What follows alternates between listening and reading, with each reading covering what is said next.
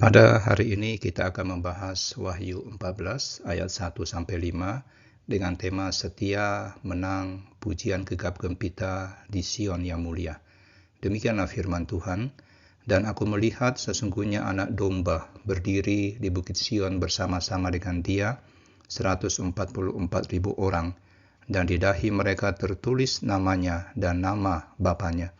Dan aku mendengar suatu suara dari langit bagaikan desau air bah dan bagaikan deru guru yang dahsyat. Dan suara yang kudengar itu seperti bunyi pemain-pemain kecapi yang memetik kecapinya.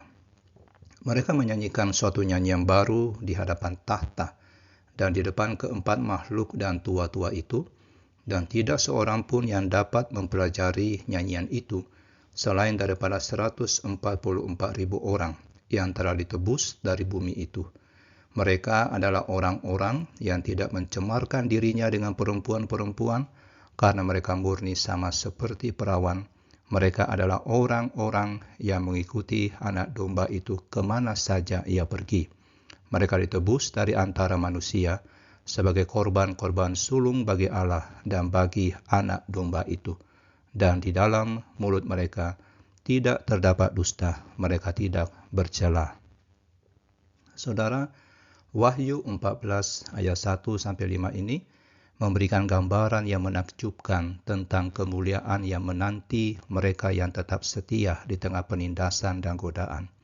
Mereka telah menghadapi pilihan sulit antara menerima tanda Allah atau tanda binatang, yang berarti memilih antara kematian di dunia ini atau kematian kekal.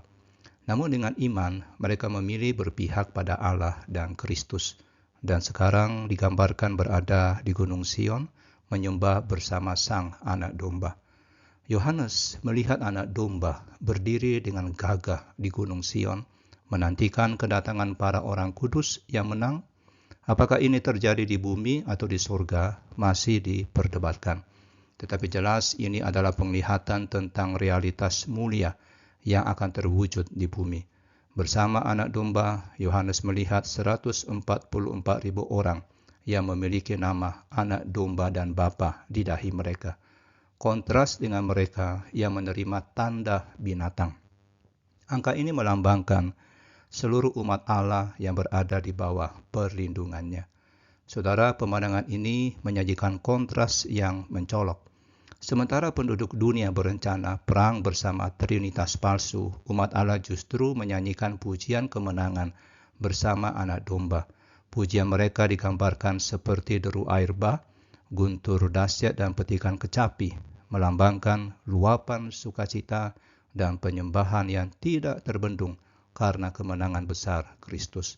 Mereka menyanyikan nyanyian baru yang hanya dapat dipelajari oleh umat tebusan, yaitu mereka yang setia dan bertahan dalam pencobaan. Wahyu 14 ayat 4-5 menyingkapkan seperti apa kehidupan yang Allah kehendaki dari para pengikut sejatinya, yang disajikan dalam 3 pasangan. Pertama, kemurnian hidup.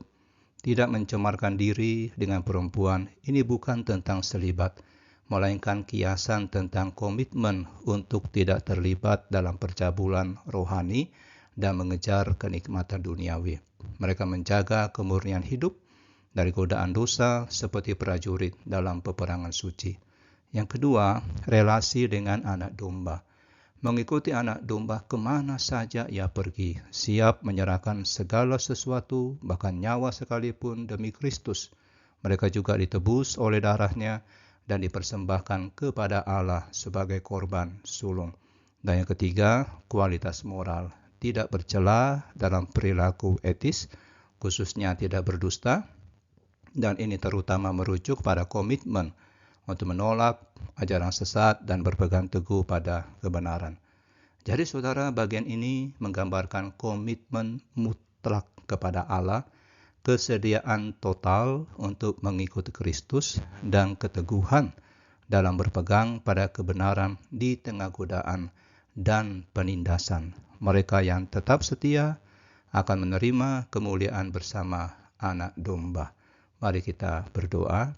Bapa yang Maha Mulia, terima kasih untuk gambaran indah tentang kemuliaan yang menanti mereka kami yang setia. Tolong kami untuk tetap berpegang padamu dalam segala pencobaan dan penindasan. Mampukan kami untuk menjaga kemurnian hidup, setia mengikuti Kristus dan berkomitmen mutlak kepada kebenaran. Ajari kami menyanyikan pujian kemenangan dan merenungkan kemuliaan yang akan kami alami bersama Anak Domba. Amin.